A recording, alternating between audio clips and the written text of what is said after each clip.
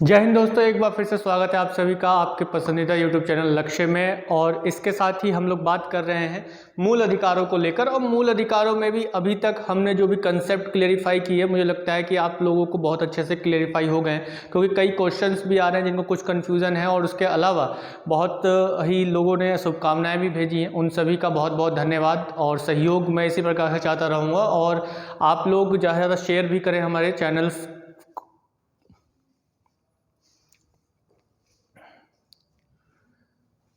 जय हिंद दोस्तों, स्वागत है आप सभी का एक बार फिर से लक्ष्य पर। और इसी के साथ ही हम लोग इस सीरीज़ में बात कर रहे हैं राज्य व्यवस्था से संबंधित। और पिछली वीडियोस में हमने या पिछली जो हमारी कक्षाएं गई हैं मूल अधिकारों को लेकर, राज्य व्यवस्था में जो मूल अधिकार हैं उनसे लेकर, तो उसमें हमने कंसेप्ट 2 क्लासेस अभी तक की हैं। और उनमें जो कंसेप्ट हैं वो आप लोगों को अच्छे से समझ में आए होंगे। और इसके साथ ही कई ऐसे क्वेश्चन भी हैं, कुछ लोगों को कन्फ्यूज़न भी है जो कमेंट्स बॉक्स में जिन्होंने अपने कन्फ्यूजन्स को डाले हैं, तो उस पर भी हम लोग बात करेंगे, एक एक करके बात करेंगे। और इसके साथ ही आप लोगों का सहयोग जो मिल रहा है उसके लिए बहुत बहुत धन्यवाद। और ज़्यादा से ज़्यादा शेयर करें अपने दोस्तों में, और इसके साथ ही लाइक करें ताकि हमारा मनोबल बढ़े। तो चलते हैं, पहले लेते हैं उन लोगों के कमेंट्स जिन्होंने कुछ कमेंट्स किए हैं या जिनको कुछ कंसेप्ट को समझने में थोड़ी दिक्कत आई है।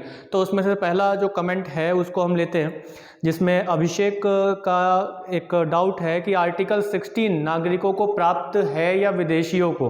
तो देखिए, मैंने स्पष्ट रूप से कहा था कि जो मूल अधिकार हैं उसमें कुछ बातें जो हैं वो व्यक्तियों के लिए है, यानी कि व्यक्तियों की भी बात की गई है और नागरिकों की भी बात की गई है। तो नागरिक जो हैं व्यक्ति में ही आते हैं, और एक जो विदेशी हैं, यानी कि जो मूल अधिकार हैं वो विदेशी और नागरिक दोनों को प्राप्त है, यानी कि विदेशियों को प्राप्त है। लेकिन अब बात ये आती है कि कौन से आर्टिकल्स ऐसे हैं जो विदेशियों को नहीं प्राप्त है। ठीक है, तो कौन कौन से मैंने बताए थे? 15, 16, 19, 29 और 30, ये मैंने वो बताए थे जो विदेशियों को प्राप्त नहीं हैं, विदेशी को प्राप्त नहीं है। तो यही मैंने कंसेप्ट आप लोगों को बताया था। और आगे समझाते हुए मैंने कहा होगा कि ये केवल और केवल नागरिकों को प्राप्त हैं, विदेशियों को प्राप्त नहीं है। और मैंने पिछली क्लास में यहाँ पे लिखा होगा छोड़कर, है ना? क्या किनको छोड़कर? इन आर्टिकल्स को छोड़कर विदेशियों को अन्य सभी मूल अधिकार प्राप्त हैं। जैसे 14 भी प्राप्त है, 15, 16 छोड़ दिया जाए, 17 प्राप्त है, 18 प्राप्त है, 19 छोड़ दिया जाए, 20 प्राप्त है। 20 से लेकर आप देख सकते हैं कहाँ तक जाएगा, 28 तक। तो ये प्राप्त है, 20 से लेकर 28 तक, 20, 21, 22, 23, 24, 25 ये पूरा प्राप्त है। 29, 30 नहीं प्राप्त है, 32वां प्राप्त है। तो ये आर्टिकल्स वो मैंने बताए थे जो विदेशियों को प्राप्त है। ये मैंने वो लिखे थे आपके सामने जो विदेशियों को प्राप्त नहीं है, ये केवल नागरिकों को प्राप्त है। यानी कि 14 से लेकर 32 तक जो हमारे मूल राइट्स हैं, फंडामेंटल राइट्स हैं टोटल, वो मैंने बताया कि वो पूरे नागरिकों को प्राप्त है। यानी कि ये वाले जो है विदेशियों को प्राप्त नहीं है, ये केवल और केवल नागरिकों को प्राप्त है। इन आर्टिकल्स के अलावा जो दूसरे राइट्स हैं वो सब किसको? विदेशियों को भी प्राप्त है और नागरिकों को भी प्राप्त है। तो मैंने ये बात आप लोगों को बताई थी। इसके साथ ही एक क्वेश्चन और है अभिषेक का, कि जो मैंने आर्टिकल 18 आप लोगों को समझाया होगा, तो मैंने आप लोगों को बताया होगा उपाधियों का अंत, है ना? उपाधियों का अंत किया गया है, यानी टाइटल्स जो हैं उनको ख़त्म किया गया है। और क्वेश्चन अभिषेक का कुछ ये था कि नोबेल प्राइज़ को अगर हम लेने जाएंगे तो क्या राष्ट्रपति से अनुमति लेनी पड़ेगी, या भारत रत्न जो है उन्होंने कहीं लिखा हुआ देखा है कि ये जो है डिस्क्रिमिनेशन नहीं करता है या भेदभाव नहीं करता है। तो बात सही है। देखिए, नोबेल प्राइज़ की बात हो रही है ना। नोबेल क्या है? नोबेल एक पुरस्कार है। क्या है? पुरस्कार है। और मैंने आप लोगों को बताया है उपाधि का अंत, यानी टाइटल्स, है ना, उपाधियों को खत्म किया गया है। जैसे राजा महाराजा की उपाधि थी, चक्रवर्ती सम्राट, राय बहादुर, ये वंशानुगत होते थे। ठीक है, लेकिन जो प्राइज हैं, नोबेल पुरस्कार हैं, उनको लेने के लिए हमें राष्ट्रपति से अनुमति की आवश्यकता नहीं मिलेगी। अगर किसी भारतीय को कोई पुरस्कार मिलता है, कोई प्राइज मिलता है, कोई सम्मान मिलता है विदेशों से, तो वो लेने के लिए हमें जो है जरूर राष्ट्रपति से अनुमति की आवश्यकता। लेकिन कोई उपाधि देता है, कोई देश हमें किसी तरीके का टाइटल देता है, तो हमें राष्ट्रपति जी से पूछने की जरूरत होगी। जैसे कि आपको मैं बता दूं 1954 में क्या हुआ, भारत रत्न जैसे जो कुछ सम्मान है उनको लाया गया। ठीक है, तो ये क्या है? इसको सुप्रीम कोर्ट ने भी कहा है कि भारत रत्न है या पद्म भूषण है, पद्म भूषण, पद्म विभूषण, पद्मश्री, है ना। ये जो पुरस्कार हैं ये क्या है, ये पुरस्कार हैं, ये उपाधियां नहीं है। इसको लेकर सुप्रीम कोर्ट ने कहा है कि इनको कोई टाइटल की तरह अपने नाम के आगे ना लगाए।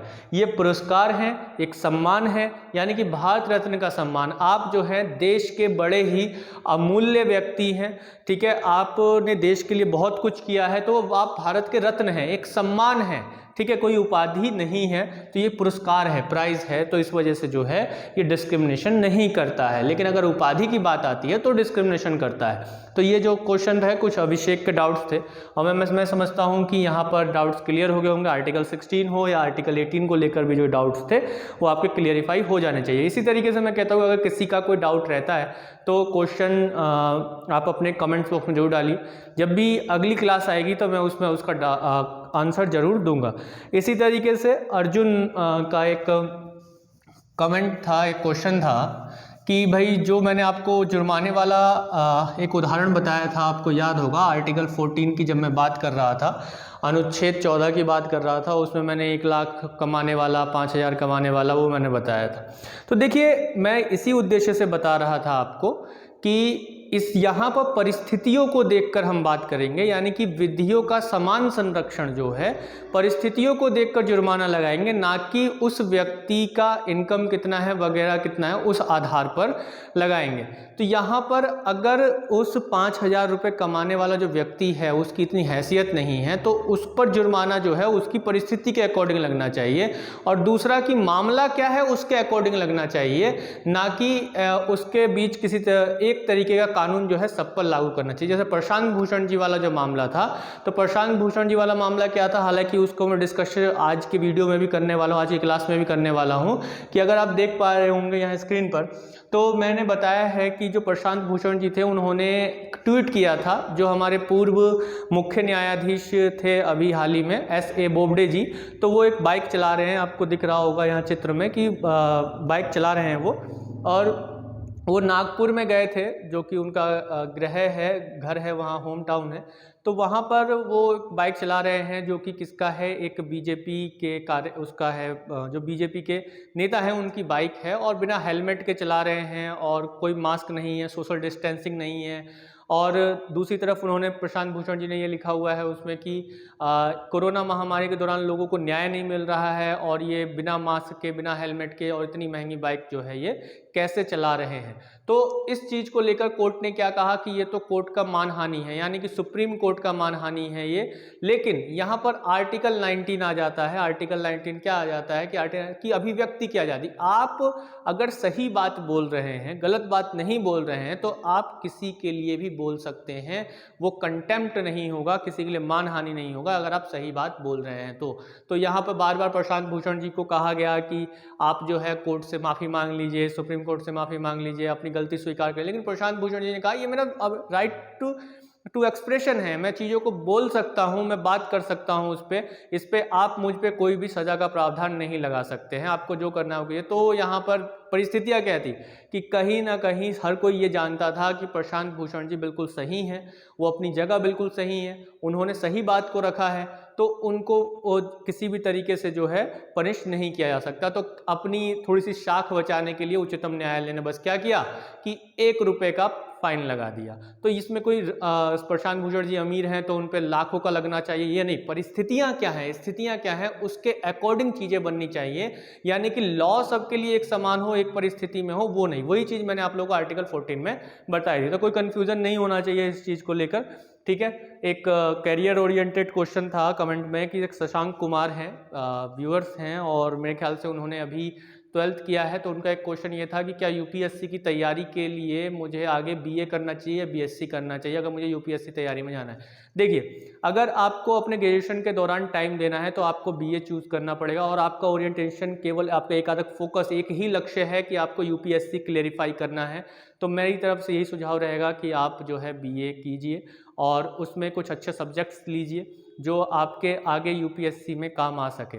हालांकि अगर आप बीएससी से भी करते हैं तो आपको बस ये रहेगा कि आपके ग्रेजुएशन टाइम के दौरान आपको समय नहीं मिल पाएगा, क्योंकि विज्ञान का विषय होता है बीएससी में, और उसमें जो है आपको अपनी पढ़ाई पर ज़्यादा फोकस करना पड़ेगा इन कंपैरिजन बीए में थोड़ा सा आपको चीज़ें एक थ्योरेटिकल्स होंगी, और उसमें जो है आप उस तरीके से पढ़ सकते हैं, लिख सकते हैं, और यहाँ पर यूपीएससी को साथ लेकर चल सकते हैं बीए में। तो इस वजह से आपको यहाँ दोनों में से जो भी अच्छा चॉइस लगे कि जिसको आप लेकर चल सकते हैं, बस सबसे मेन पॉइंट ये होना चाहिए कि आपका लक्ष्य यूपीएससी है।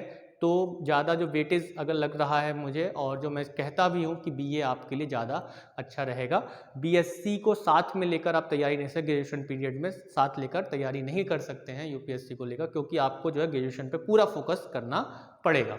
चलिए, तो ये कुछ क्वेश्चंस थे, कुछ डाउट्स थे कैंडिडेट्स के, और बहुत से लोगों ने सराहा भी है वीडियोस को, उसके लिए बहुत बहुत धन्यवाद आप सभी का। चलिए शुरू करते हैं। तो आज हम बात करेंगे जो मूल अधिकार हैं, फंडामेंटल राइट्स हैं। इस फंडामेंटल राइट्स में हम लोग जो बात करेंगे, पिछली बार हमने बात किया था कि जो समानता का अधिकार है उसका, और मैंने आप लोगों को बताया था कि टोटल जो अभी हमारे पास राइट्स हैं वो टोटल 6 राइट्स हैं। पहले कितने थे?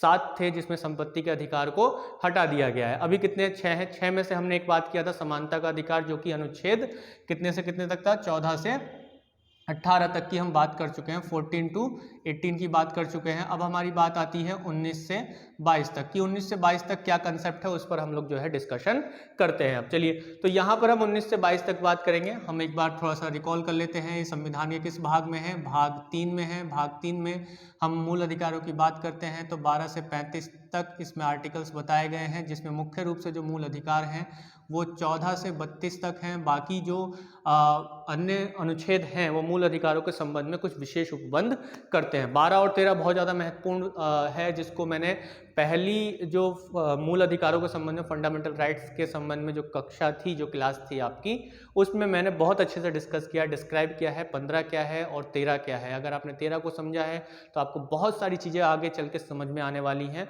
आप बिल्कुल भी पीछे नहीं हट सकते हैं किसी भी एग्जाम में जब इनसे क्वेश्चंस बनेंगे। टू द पॉइंट चीज़ें बता रहा हूँ, कंसेप्चुअल चीज़ें बता रहा हूँ। अगर आपको चीज़ें याद हो रही हैं, याद इन द सेंस मतलब समझ में आ रही हैं, तो आपको कोई नहीं रोक सकता है। तो चलिए बात करते हैं फंडामेंटल राइट्स की, और इसमें अनुच्छेद 19 से 22 की। तो अनुच्छेद 19 से 22 में क्या बताया गया है? जो दूसरा हमारा फंडामेंटल राइट है, मुख्य रूप से मूल अधिकार है, तो उसमें है स्वतंत्रता का अधिकार। जब हम स्वतंत्रता के अधिकार की बात करते हैं तो इसमें जो अनुच्छेद आते हैं, हमारे आर्टिकल्स आते हैं, वो 19 से 22 तक आते हैं। कितने से कितने तक आते हैं? 19 से 22 तक आते हैं। तो 19 से 22 तक जो आर्टिकल्स हैं वो हमारे लिए स्वतंत्रता के अधिकार को सुनिश्चित करते हैं। विभिन्न प्रकार की जो इंडिपेंडेंस है, स्वतंत्रता है, उसके लिए हम बात करते हैं किसमें? जो हमारे अधिकार हैं 19 से 22 तक, उसमें स्वतंत्रता, फ्रीडम को लेकर हम लोग बात करते हैं। चलिए, तो जब हम गुलाम थे, या कहा जाए जो ब्रिटिश शासन था, हम जानते हैं कि पिछले 200 साल, जब आज़ादी तक हम पिछले 200 सालों से गुलामी की ज़िंदगी जी रहे थे, तो हमारे लिए जो है स्वतंत्रता का एक अलग ही महत्व था, एक आज़ादी का अलग ही महत्व था। और यदि ये संविधान में नहीं डाला जाता तो इस आज़ादी का कोई एक महत्व नहीं रह जाता। तो इसीलिए हम कह सकते हैं कि भाग 3 में एक महत्वपूर्ण सेक्शन है जो स्वतंत्रता के अधिकार से संबंधित है, और ये जो सेक्शन है ये आपकी स्वतंत्रता को सुनिश्चित करता है। इसमें भी जो आर्टिकल 19 की अब हम बात करने जा रहे हैं, जो अनुच्छेद 19 है, इसको बैकबोन ऑफ कॉन्स्टिट्यूशन कहा गया है। बैकबोन ऑफ कॉन्स्टिट्यूशन, यानी कि इसे संविधान की रीढ़ की हड्डी कहा गया है। यानी कि ये जो चीज़ें बताता है वो संविधान को सुदृढ़ करता है, खड़ा रखने में सहायक होता है। क्योंकि हमारी जो लड़ाई हुई, हमने जो इतनी लड़ाइयाँ लड़ी, इतने जो आंदोलन किए, इतने जो हमारे स्वतंत्रता सेनानी थे, उन्होंने जो अपने बलिदान दिए, उस बलिदानी का एक ही उद्देश्य था, वो उद्देश्य था स्वतंत्रता, अपना स्वराज। और अगर हम उस स्वतंत्रता या स्वराज को लोगों तक नहीं पहुंचा पाए तो उस संविधान को बनाने का कोई उद्देश्य नहीं रह जाता है। तो इस वजह से इसको क्या कहा गया? बैकबोन ऑफ कॉन्स्टिट्यूशन, संविधान की रीढ़ की हड्डी की संज्ञा आर्टिकल 19 को दी गई। तो आर्टिकल 19 जो है मुख्यतः 2 खंडों में विभाजित है, जिसमें हम देखते हैं, अगर हम बैकबोन ऑफ कॉन्स्टिट्यूशन को 2 भागों में बांटे तो एक आर्टिकल 19(1) है ना, एक आर्टिकल 19(2) है, यानी कि अनुच्छेद 19(2) है और अनुच्छेद 19(1) है। अनुच्छेद 19(2) में 6 राइट्स बताए गए हैं, 6 जो स्वतंत्रता के अधिकारों को बताया गया है। पहले इसमें 7 था। तो देखिए कहीं पर आप लोगों को ये लिखा हुआ मिल जाता है आर्टिकल 1, 2, आर्टिकल 19(1), आर्टिकल 19(2), आर्टिकल 19(3). तो उसमें भी क्या होता है कि वो इसी में ही 1, 2, 3 करके समझाना शुरू कर देते हैं, या फिर आपने बुक्स में भी, कई ऐसी बुक्स में जो ऑथेंटिक नहीं होती हैं, उसमें आपने देखा होगा आर्टिकल 19(1), आर्टिकल 19(2)(1) में अभिव्यक्ति हो गया, 2 में आप सभा भाषण दे सकते हैं, शांतिपूर्ण सम्मेलन कर सकते हैं, ऐसे सभा कर सकते हैं 3 में। तो ऐसे नहीं, तो यहाँ पर जो है जो 1 है, 1 में भी क्लॉज बनाए गए हैं ABCD करके, ठीक है।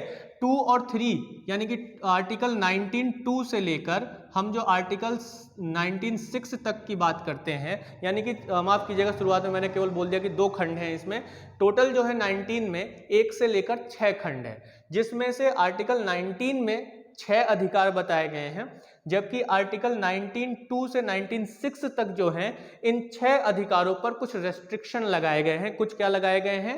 कुछ युक्ति युक्त प्रतिबंध लगाए गए हैं। जैसे कि मैंने पहली मूल अधिकार की जो क्लास थी आपकी, उसमें मैंने बताया था कि ये जो अधिकार हैं वो स्थायी नहीं है, इसमें हम संशोधन कर सकते हैं, और यह असीमित नहीं है। इसमें सरकार या राज्य जो है किसी भी प्रकार का एक युक्ति युक्त प्रतिबंध लगा सकती है। युक्ति युक्त प्रतिबंध लगाने का मतलब क्या हो गया कि कुछ जो रीजनेबल रेस्ट्रिक्शन है उसको लगाया जा सकता है, उसमें किसी भी तरीके का एक तरीके बदलाव ना किया जा सकता है, या फिर एक तरीके से कहा जा सकता है कि एक प्रतिबंध कि आप इतने, आपकी जो स्वतंत्रता है वो स्वतंत्रता इतनी ही रहेगी, इससे ज़्यादा नहीं। आपको स्वतंत्रता मिल गई तो इसका मतलब ये नहीं कि आप कुछ भी करेंगे, ठीक है, वो चीज़ नहीं। तो यहाँ पर इसमें रेस्ट्रिक्शन लगाए गए हैं, कुछ जो प्रतिबंध है वो लगाए गए हैं। अगर हम प्रतिबंधों को देखें तो जो प्रतिबंध हैं इसमें कौन कौन से, कि एकता और अखंडता, मैं यहाँ पर जो है आप लोगों को लिख देता हूँ और नोट डाउन करते रहिएगा। आप लोग आराम से अपना कागज पेन निकालिए और आराम से देखिए वीडियो को, स्किप मत कीजिए। जहां आप स्किप करते हैं वहीं पर चीज़ें जो हैं खत्म होनी शुरू हो जाती हैं। तो एकता, अखंडता, सुरक्षा, इन सब की बातें क्यों की गई है अभी आप लोगों को समझ में आ जाएगा। इन मतलब कि अगर हम 2 से 6 तक की बात करें तो उसमें कंक्लूजन टाइप में यही सारी चीज़ें निकल के आ जाती हैं। मानहानि, मानहानि, न्यायिक या कहा जाए न्यायालय की अवमानना, न्यायालय की अवमानना, न्यायालय की अवमानना, ठीक है। विदेशी राज्यों के साथ मैत्रीपूर्ण संबंध, विदेशी राज्यों के साथ मैत्रीपूर्ण संबंध।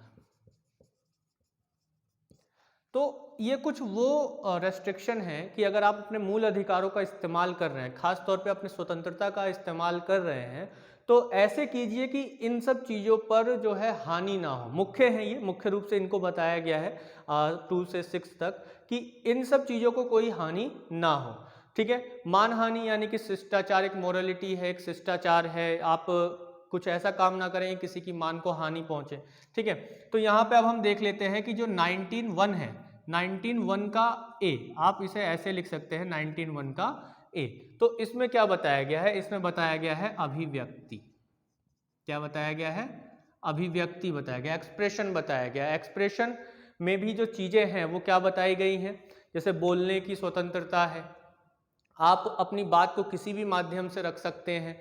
झंडा फहराने की स्वतंत्रता है, मौन रहने की स्वतंत्रता है, या कहा जा सकता है इसमें क्या क्या लिख सकते हैं? झंडा फहराना, मौन रहना, है ना, आप मौन भी रह सकते हैं। बोलने की स्वतंत्रता है, मीडिया की स्वतंत्रता है यानी कि प्रेस की स्वतंत्रता है। ये लगभग सभी स्वतंत्रताएं इसी के अंतर्गत निहित होती हैं। और ऐसे ही आप देख सकते हैं कि जो आरटीआई है, आरटीआई की भी स्वतंत्रता इसके अंतर्गत दी गई है। क्लियर है? तो यहां पर हम देखते हैं अभिव्यक्ति की स्वतंत्रता यानी झंडा फहराना। आप 2004 से पहले आम लोगों को यह अधिकार नहीं था कि वो भारतीय झंडा जो है फहरा सकते हैं या लेके चल सकते हैं। तो यहाँ पर क्या हुआ कि अभिव्यक्ति की स्वतंत्रता के अंतर्गत सुप्रीम कोर्ट ने झंडा फहराना ले लिया, यानी कि भारतीय तिरंगा जो है कोई भी फहरा सकता है। यानी कि इसमें अभिव्यक्ति है, क्या अभिव्यक्ति है कि आप झंडे को लेकर फहरा रहे हैं, यानी कि आप अपने देश के प्रति क्या कर रहे हैं, एक अभिव्यक्ति दे रहे हैं। कैसी? प्रेम भावना की अभिव्यक्ति, सम्मान की अभिव्यक्ति ये दे रहे हैं। ऐसी जब इंडिया मैच जीतती है तो आप झंडा तिरंगा फहराना शुरू कर देते, तिरंगा को लहराना शुरू कर देते, तो इसका मतलब क्या हो गया? इसका मतलब ये हो गया कि आप जो है अपने देश से प्रेम कर रहे हैं, उन खिलाड़ियों से प्रेम कर रहे हैं जो देश की तरफ से खेल रहे हैं। इसी तरीके से हम स्वतंत्रता दिवस या गणतंत्र दिवस पर झंडा फहराते हैं। इसके अलावा मौन रहना, आप मौन भी रह सकते हैं, आपको मौन रहने का अधिकार है, आपको कुछ नहीं बोलना है तो आप मौन रह सकते हैं। यानी कि या फिर आप ऐसे ले सकते हैं कि किसी व्यक्ति की मृत्यु हो जाती, कोई महान व्यक्ति है जैसे एपीजे अब्दुल कलाम है, अटल बिहारी वाजपेयी रहे, या अभी जो पूर्व राष्ट्रपति रहे प्रणब मुखर्जी जी, उनकी मृत्यु हो गई, तो क्या कहा गया कि भाई 2 मिनट का जो है हमें मौन रहना है ना। तो 2 मिनट का मौन रह के आप क्या अभिव्यक्त करना चाहते हैं, क्या बताना चाहते हैं कि ये जो एक महान पुरुष थे, इनकी आत्मा को जो है शांति मिले, इनको स्वर्ग की प्राप्ति हो, ऐसा कुछ जो है धारणा होती है। यानी कि मौन रहकर हम उन्हें सम्मानित कर रहे हैं ना। तो ये चीज हमें देखते हैं। बोलने की स्वतंत्रता, हम जानते हैं कि जो मैं अभी बोल रहा हूं आपके सामने, है ना, अगर मेरे ऊपर कुछ रेस्ट्रिक्शन लगे होते कि भाई तुम बोल नहीं सकते हो, तुम्हें जो है इतना ही बोलना, इससे ज्यादा नहीं बोलना है, तो वो गलत होता है ना। लेकिन इन सब चीजों पर कुछ क्या लगे हुए हैं, एक सुरक्षा लगी हुई है, कहा जाए एक रेस्ट्रिक्शन, एक युक्त प्रतिबंध लगा हुआ है। जैसे कि अगर हम बोलते हैं तो बोलने का मतलब ये नहीं है कि आप किसी को जो है गाली देना शुरू कर दें, है ना, किसी को अपशब्द बोलना शुरू कर दें, है ना, तो वो क्या हो, वो व्यक्ति सम्मानित व्यक्ति है, शहर का प्रतिष्ठित व्यक्ति है, और भैया तुम जाके चौराहे पे खड़े होकर उसे जो है अनाप शनाप बोलने लगे, आपके पास कोई आधार ही नहीं है लेकिन आप उसे बोले जा रहे हैं, तो क्या होगा कि वो आप पर केस कर सकता है। एक आपका जो शिष्टाचार है, जो मोरलिटी है, वो भी खत्म हो जाती है। इसके साथ ही न्यायालय की अवमानना वाला केस मैंने अभी आपको थोड़ी देर पहले बताया था कि जैसे, या फिर न्यायालय की जो एक जो कहा जाए एक शिष्टाचार है उसके विरुद्ध बात करना, जैसे प्रशांत भूषण जी वाला केस था, मैंने अभी आपको बताया कि वो भी इसी के अंडर ही आता है। या फिर कोई आप इस तरीके से बोलने लगे जिससे देश की एकता और अखंडता खंडित हो जाए, तो वो भी एक रेस्ट्रिक्शन है कि यानी आप ऐसे कुछ नहीं बोलेंगे जिसकी वजह से क्या होगा कि देश की एकता अखंडता खंडित हो, या देश की जो सुरक्षा है वो दांव पर लग जाए, या किसी की मान को हानि पहुंचे, न्यायालय की अवमानना हो, या फिर किसी विदेशी देश के किसी दूसरे देश के साथ हमारा जो एक मैत्रीपूर्ण संबंध है या जो मित्रता का भाव है वो खत्म हो। तो ऐसा कुछ नहीं। प्रेस की स्वतंत्रता है, तो प्रेस की स्वतंत्रता का मतलब ये नहीं है कि आप जो राष्ट्रीय सूचनाएं हैं, या कहा जाए कि जो एक कॉन्फिडेंशियल न्यूज है हमारी, उसको आप बाहर कहीं भेज दें या छाप दें, या भारत सरकार की कोई जो कॉन्फिडेंशियल सूचनाएं होती हैं उनको लोगों तक नहीं पहुंचाना है। तो इससे क्या होता है कि देश की सुरक्षा को खतरा होता है। तो ये रेस्ट्रिक्शन लगे हुए हैं। तो इसका मतलब ये नहीं है कि आपको बोलने की स्वतंत्रता हो गई, अभिव्यक्ति की स्वतंत्रता हो गई तो भैया आप कुछ भी कर सकते हैं, कुछ भी बोल सकते हैं। ऐसी आरटीआई, सूचना प्राप्त करने की स्वतंत्रता। अब भाई हमने कुछ बोला, आपसे कुछ प्रश्न किया, तो आप बदले में क्या, हम प्रश्न क्यों कर रहे हैं? हम प्रश्न इसलिए कर रहे हैं ताकि आप जो है हमें उस प्रश्न के बदले में एक सूचना दे सके। तो आरटीआई जो है इसी की वजह से 2005 में एक तरीके से लाया गया, और एक फंडामेंटल राइट में अभिव्यक्ति में जो है इसको डाला गया। क्लियर है? इसके अलावा अगर हम देखते हैं कि अगर हम अभिव्यक्ति करते हैं, कुछ बोलते हैं, कुछ सुनाते हैं लोगों को, या आप जब जैसे कि हम बोल रहे हैं, कुछ सुना रहे हैं आप लोगों को, तो क्या है, आप लोग सुन रहे हैं। क्यों सुन रहे हैं? क्योंकि आपको अच्छा लग रहा है। अब जब आपको अच्छा लगेगा तो क्या होगा, एक सभा सी बनेगी, है ना, एक सभा बनेगी, नहीं बनेगी, एक ग्रुप बनेगा, एक सभा बनेगी। तो पहले तो भाई दूसरा क्या हो गया, जब बी अगर की हम बात करें, 19(1)(b की बात करें, तो क्या होगा कि अब जो है सभा होगी। क्या होगा? सभा होगी। और वो सभा कैसी होनी चाहिए? शांतिपूर्ण और निरायुध होनी चाहिए। कैसी सभा होनी चाहिए? शांतिपूर्ण और निरायुध। कैसी सभा? शांतिपूर्ण और निरायुध।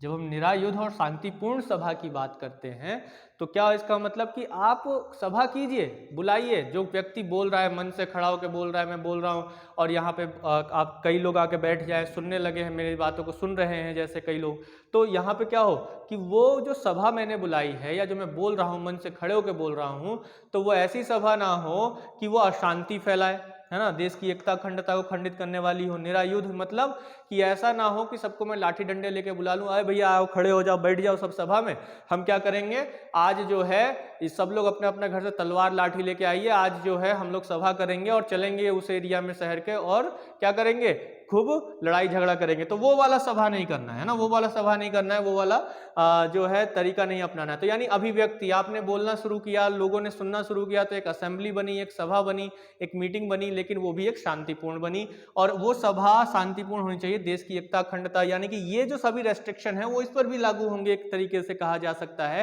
कि 1902 से लेकर 1906 तक जो है वो क्या बताए गए हैं, वो युक्ति युक्त प्रतिबंध बताए गए हैं, किस पर, जो हम आगे देख रहे हैं 1901 के अंडर जो 6 अधिकार हैं उन पर। ठीक है, अब सभा हो गई, अब क्या होगा, अभिव्यक्ति हो गई, अभिव्यक्ति की हमने बात की, सभा हो गई। अब सभा होने के बाद क्या होगा कि एक भाई मंडली बनेगा, एक संगठन बनेगा, नहीं बनेगा, एक संगठन बना दिया है ना, एक संगठन बनाने का अधिकार दे दिया आपको, जो है आराम से आप क्या कर सकते हैं, एक संगठन बना सकते हैं आराम से, और संगठन बनाने के बाद आप उसको ऑर्गेनाइज कर सकते हैं, किसी भी तरीके से आगे बढ़ा सकते हैं या आगे ले जा सकते हैं। तो संगठन बनाना, सहकारी समितियां बनाने का अधिकार, और मैंने आप लोगों को पीछे बताया भी हुआ है कि जो सहकारी समितियां हैं उनको संवैधानिक दर्जा किस संविधान संशोधन के द्वारा दिया गया, जल्दी से कमेंट बॉक्स में डाल दीजिए, आप लोगों के लिए प्रश्न है ये।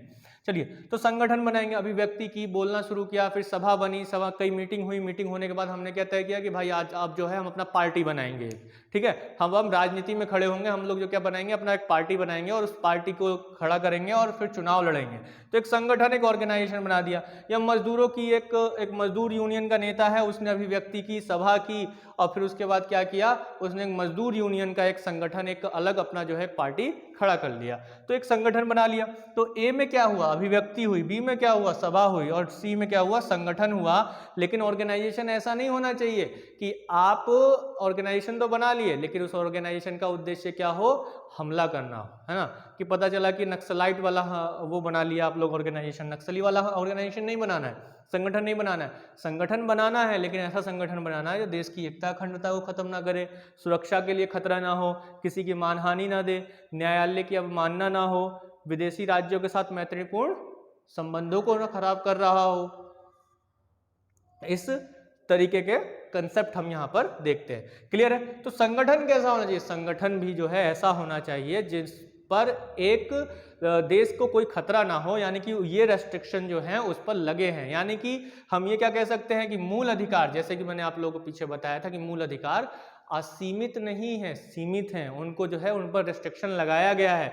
तो क्या हो गया कि आप कोई ऐसा ऑर्गेनाइजेशन नहीं बनाएंगे जिससे देश को खतरा ना हो, नक्सली वाला नहीं बना लेंगे ना, कभी आतंकवादी ग्रुप बना लिया है ना, वो ग्रुप नहीं बनाना है।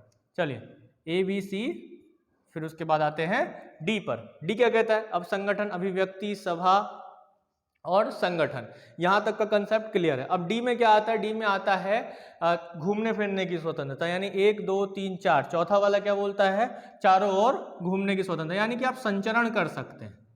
ठीक है, आप देश में कहीं भी घूम फिर सकते हैं, कहीं भी जा सकते हैं, कहीं भी जो है अपने आपको घूमने की स्वतंत्रता है, आप कहीं भी देश में जा सकते हैं। ये आपका अपना देश है, आपका अपना घर है, एक लैंड है हमारा, वो भी भारत, और हम एक देश के एकल नागरिकता वाले व्यक्ति हैं, यानी कि हम भारत के निवासी हैं और इस पूरे भारत में किसी भी राज्य में जा सकते हैं। लेकिन इसका मतलब ये नहीं है कि इस पर प्रतिबंध नहीं है, प्रतिबंध है।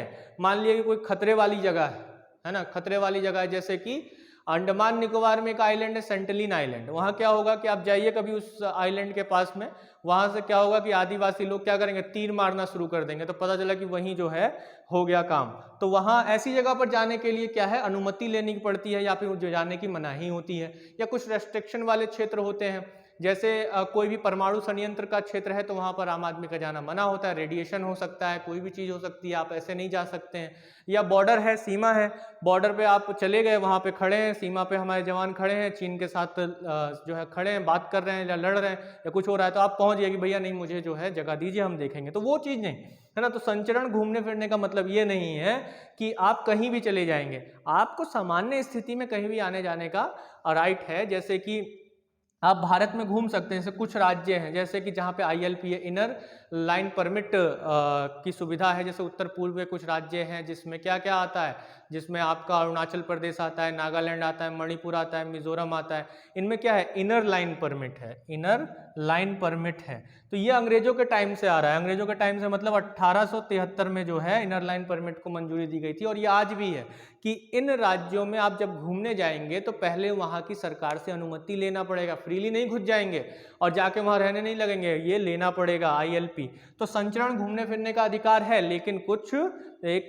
रेस्ट्रिक्शन लगे हुए हैं उस पर भी। चलिए घूम फिर लिए, बहुत घूम फिर लिए, अब आते हैं पांचवें पर जो संचरण है। ई जो बोलता है, क्या बोलता है कि घूम फिर लिए, संचरण कर लिए और आपको जो है कहीं भी रहने या कह सकते हैं निवास करने या बसने की स्वतंत्रता, निवास या बसने की स्वतंत्रता। आप कहीं भी बस सकते हैं, रह सकते हैं, लेकिन इसके लिए मैं फिर वही बात कह रहा हूं कि रेस्ट्रिक्शन लगे हुए हैं, कुछ ना कुछ प्रतिबंध जो है इन सब पर लगे हुए हैं। जो प्रतिबंध ये हो सकते हैं या कुछ समझौते हो सकते हैं, कुछ कानूनी समझौते हो सकते हैं। जैसे ILP का ही उदाहरण ले लें तो अरुणाचल प्रदेश, नागालैंड, मणिपुर, मिजोरम, इन राज्यों में जो ILP है, इनर लाइन परमिट है, तो आप केवल घूमने जा सकते हैं। आप चाहें कि आप अरुणाचल प्रदेश में जमीन ले लें, वहां बस जाएं, तो ऐसा नहीं है। क्लियर है, ऐसा कंसेप्ट नहीं है अभी वहां पर, क्योंकि वो जनजातीय क्षेत्र हैं। कुछ जनजातीय क्षेत्रों को कुछ विशेष राज्य, जो जनजातीय क्षेत्र वाले राज्य हैं, उनको कुछ विशेष दर्जा दिया गया है, ताकि वो जो एक आदिवासी बेल्ट है या ट्राइबल बेल्ट है, उनको कोई हानि ना पहुंचे। तो यहां तक बात समझ में आ रही है आप लोग?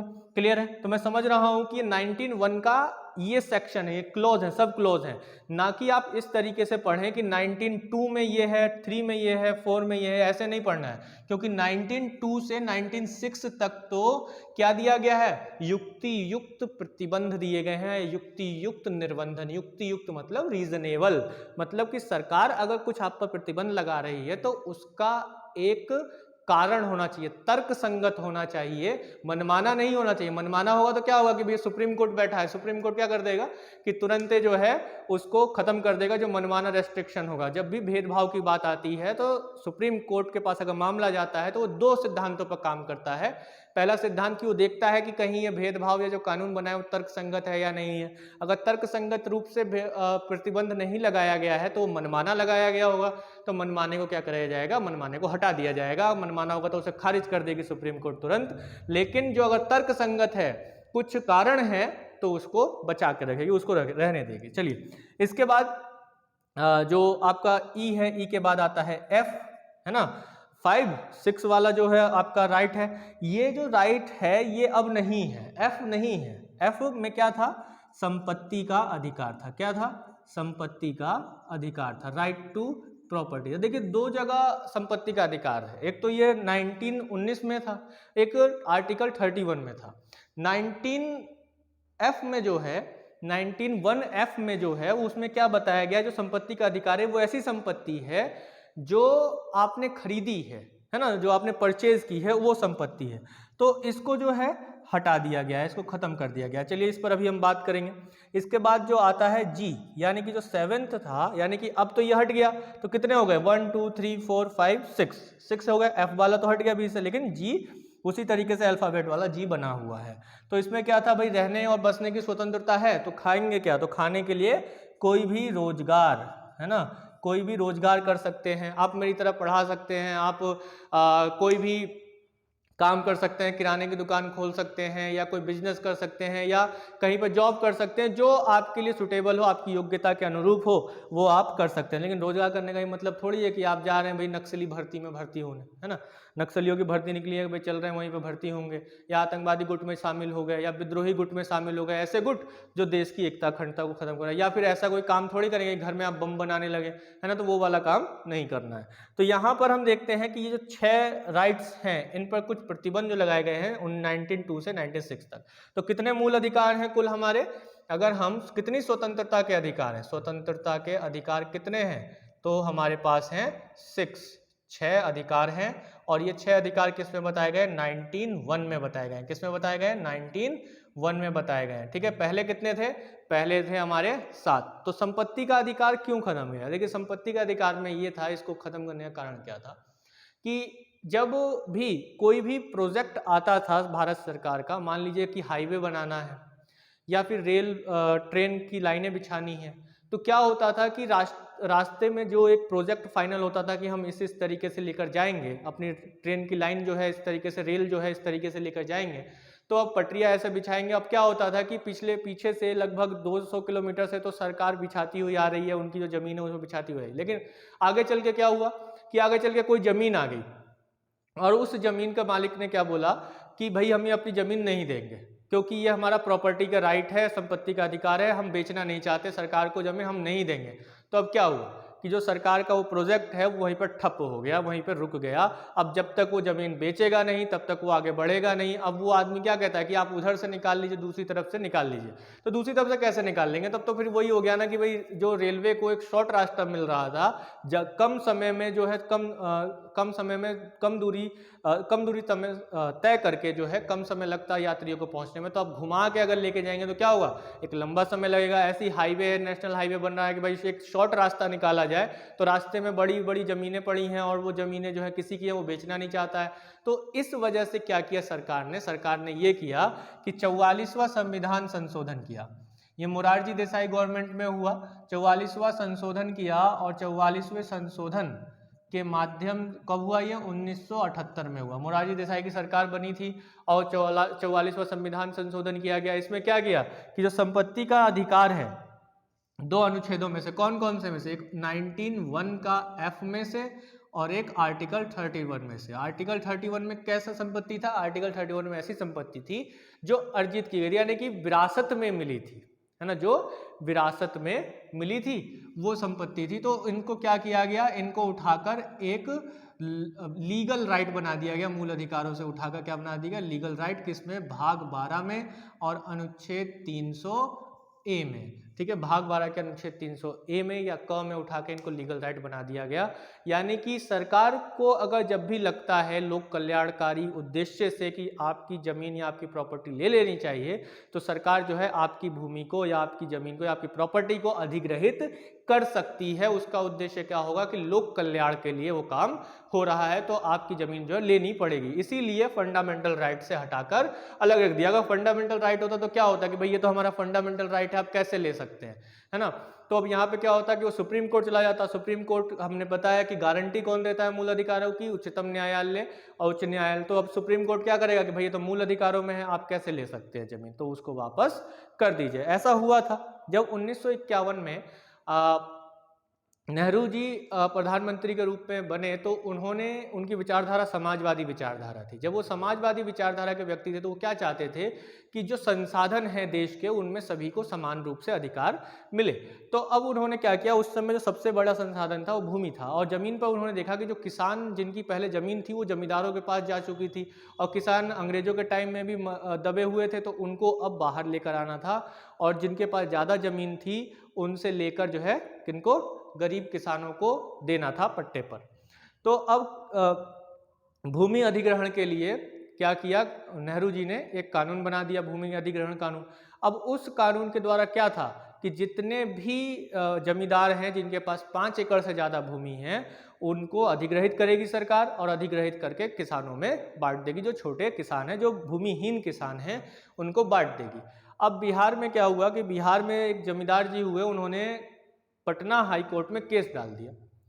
कहा कि ये कैसे कर सकते हैं, ऐसा कानून कैसे बन सकता है कि आप, जबकि हमारा संपत्ति जो है, जो भूमि है वो हमारी संपत्ति है और संपत्ति हमारा मूल अधिकार है। देखिए कब की बात कर रहे हैं हम, 1951 की बात कर रहे हैं। कब की? 1951 की। उस समय अभी जो है संपत्ति क्या है, मूल अधिकार है। तो मूल अधिकार होने की वजह से आप कैसे मतलब ले सकते हैं। तो पटना हाईकोर्ट ने कहा ये तो बात ठीक है भाई। तो अब क्या किया कि नेहरू जी से कहा, ये नेहरू जी अब इनका जमीन जो है आप वापस कीजिए, ताकि ये जो है अपना काम कर सके। काहे कि ये क्या है, इनका मूल अधिकार है, संपत्ति का अधिकार क्या है, मूल अधिकार है। तो वही बिहार का जो पटना हाईकोर्ट था, पटना हाईकोर्ट ने क्या किया कि ये कहा कि ये कानून जो है गलत है, क्योंकि ये मूल अधिकारों के असंगत है। ठीक है, तो अब नेहरू जी ने सोचा कि यार अब ऐसा तो हर एक राज्य में होने लगेगा। हर एक राज्य का जमींदार जो है ऐसे वहाँ के हाई कोर्ट में जाएगा और वहाँ का हाई कोर्ट जो है वहाँ कानून लागू होने नहीं देगा। तब उन्होंने प्रथम संविधान संशोधन किया, और इस पर जो है हम बात आगे करेंगे जब अनुसूची 9 को जोड़ा गया। चलिए उस पर फिर कभी हम बात करेंगे, लेकिन फिलहाल आप लोगों को यहाँ तक समझ में आ गया होगा कि संपत्ति का अधिकार क्यों हटाया गया, उसका कारण क्या था, और अभी जो हमारे पास स्वतंत्रता के अधिकार के अंतर्गत अधिकार हैं वो कितने हैं, 6 फंडामेंटल राइट्स हैं, वो आप लोगों को यहाँ पर समझ में आएगा। जाएगा कुछ जो है ये राइट्स, अधिकार जो है स्वतंत्रता के, ये एब्सोल्यूट नहीं है, असीमित नहीं है, बल्कि सीमित है, इन पर कुछ प्रतिबंध लगाए गए हैं। चलिए तो अब हम आगे बढ़ते हैं।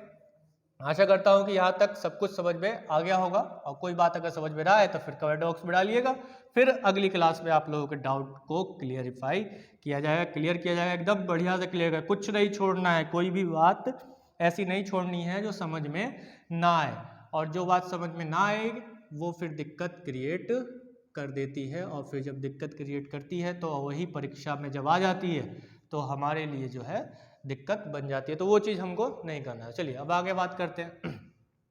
अगला जो है आपका आर्टिकल वो है अनुच्छेद 20। देखिए अनुच्छेद 20 में जो है सीधा सा कंसेप्ट बताया गया है, ठीक है, और मुख्य रूप से 3 बात को बताया गया, आप लोगों ने पढ़ा भी होगा, समझा भी होगा। तो इसमें क्या है, दोष सिद्धि के संबंध में संरक्षण, क्या बताया गया है, दोष सिद्धि के संबंध में संरक्षण, ठीक है, दोष सिद्धि के संबंध में संरक्षण, प्रोटेक्शन फ्रॉम कन्विक्शन। तो अब इसमें 3 बात बोली गई है, यानी कह सकते हैं कि 20 का 1, 2, 3 इस तरीके से बात बोली गई।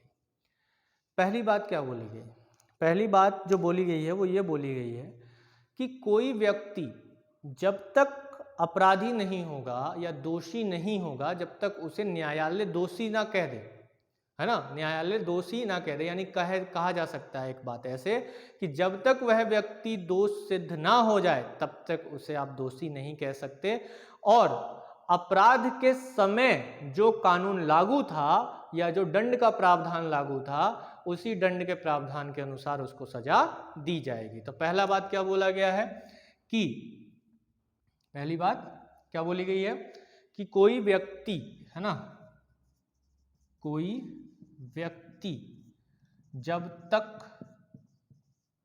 दोष सिद्ध ना हो, दोष सिद्ध ना हो वह दोषी नहीं है, वह दोषी नहीं है, और अपराध के समय का लॉ या कानून लागू होगा। सीधा और सिंपल सटीक बात बोला गया है, कोई रॉकेट साइंस नहीं है। रॉकेट साइंस समझ के पढ़ेंगे तो क्या होगा कि रॉकेटें हो जाएंगे, यानी कि उड़ के मंगल ग्रह पे पहुंच जाएंगे, तो वहां नहीं जाना है ना, पृथ्वी पर ही रहना है और पृथ्वी पर अपना एग्जाम देना है, पेपर क्लियरिफाई करना है। तो चलिए, तो कोई व्यक्ति जब तक दोष सिद्ध ना हो वह दोषी नहीं है, और अपराध के समय जो कानून लागू है या अपराध के समय जो दंड का प्रावधान है वही दंड का प्रावधान वह उस समय किया जाएगा। अब क्या हो गया कि किसी व्यक्ति को दोष सिद्ध किया गया, मान लीजिए कि भाई 2020 में कोई क्या किया, अपराध किया, 2020 में कोई चोरी किया, कोई ए नाम का व्यक्ति था, उसने चोरी किया 2020 में, और चोरी की सजा उस समय 2020 में कितना था, 6 माह का सजा था। जब 6 माह का सजा था, वो क्या हुआ कि जब उस पर केस वेस चला, केस चलने के बाद मामला जो आया वो 2021 आ गया। तो 2021 आते आते क्या हुआ, गवर्नमेंट ने संशोधन किया और आईपीसी में इसके लिए जो सजा है वो बढ़ाकर 1 वर्ष का कर दिया। किसके लिए, चोरी के लिए सजा का प्रावधान कितना कर दिया, 1 वर्ष का कर दिया। जब चोरी का प्रावधान 1 वर्ष का कर दिया तो अब जो है उस चोर को क्या हुआ, जो ए था उसको सजा सुनाई गई 2021 में। तो अब जो उसे सजा मिलेगी वो कौन सी मिलेगी, 6 माह की सजा मिलेगी, ना कि 1 वर्ष की सजा मिलेगी, क्योंकि जब उसने चोरी की थी तब उस चोरी की सजा क्या थी, 6 माह थी।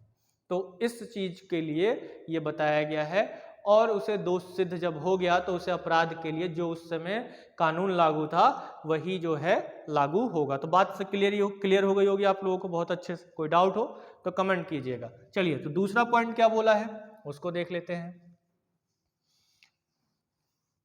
दूसरा पॉइंट क्या बात बोला गया है, दूसरा पॉइंट बोला गया है कि एक अपराध के लिए 1 बार से अधिक दंड का प्रावधान नहीं। दूसरी बात 20 का 2, एक अपराध के लिए एक बार दंड के बाद पुनः दंड का प्रावधान नहीं। समझे? क्या समझे? कि कोई अपराध आप किए, ठीक है, उसके लिए आपको क्या मिल गया? सजा मिल गया, लेकिन फिर से उसी अपराध के लिए आपको सजा नहीं मिलेगा। उसी अपराध के लिए मतलब ये नहीं है कि आप जो है 4 बार जो है किसी का सिर फोड़ेंगे, है ना। 4 बार सिर नहीं फोड़ना है, मतलब एक बार आपने किसी ए नाम के व्यक्ति का सिर फोड़ दिया, है ना, क्या कर दिया? सिर पर अटैक कर दिया, उसका सिर फूट गया, वो पहुंचा, FIR करवाया, आपको जो है पहुंचा दिया जेल में, आपको जो है कोर्ट से जो है सजा हो गई। कितना? ए नाम के व्यक्ति को उसका सिर फोड़ने के चक्कर में जो है 6 माह की सजा हो गई, मान लीजिए। अब क्या हुआ? आप 6 महीने बाद वापस आए, तो कुछ समय बाद क्या हुआ कि एक बार फिर से पुलिस आपको जो है पकड़ के ले गई। अब वो पता नहीं क्यों ले गई, ठीक है। अब जो है आपको पकड़ के ले गई, अब फिर से जो है उसने कहा कि आपने जो है सिर फोड़ा था ए नाम के व्यक्ति का, तो आपको एक बार फिर से दंड मिलेगा। तो ऐसा नहीं होगा। तो ए जो व्यक्ति है, जो आप है, आप क्या कहेंगे? आप कहेंगे देखिए माननीय न्यायालय जी, आप जो है ठीक से समझे नहीं है कि आर्टिकल 20 का जो 2 है वो क्या कहता है। उसको पढ़िए जाके, उसको समझिए, लक्ष्य की क्लास कीजिए जाके और उसमें समझिए कि जो 20 का 2 है वो कहता है कि एक बार आपने अगर हमको उस ए नाम के व्यक्ति का सिर फोड़ने के लिए सजा दे चुके हैं तो आप दोबारा से जो है हमको सजा नहीं दे सकते हैं, ठीक है। तो ये बात जो है वो कहा जाएगा न्यायालय में, तो कोर्ट कहेगा हाँ ये बात तो सही है भाई, कि जो है इसको सजा मिल चुकी है पहले उसके लिए, तो अब इसको सजा दोबारा से उसी अपराध के लिए क्यों दिया जाए। तो यहाँ पर यही बात कहा गया है कि दोष सिद्धि के संबंध में संरक्षण है, उसमें 2 में क्या बोला गया है कि एक बार अगर दंड मिल गया है तो दोबारा से दंड नहीं मिलेगा। चलिए, तो ये बात क्लियर हुआ होगा। यहाँ पे बात करते हैं तीसरे पॉइंट की। तीसरा पॉइंट क्या कहता है? तीसरा पॉइंट कहता है कि खुद के विरुद्ध गवाही। तीसरा जो आर्टिकल 23 है, स्वयं के विरुद्ध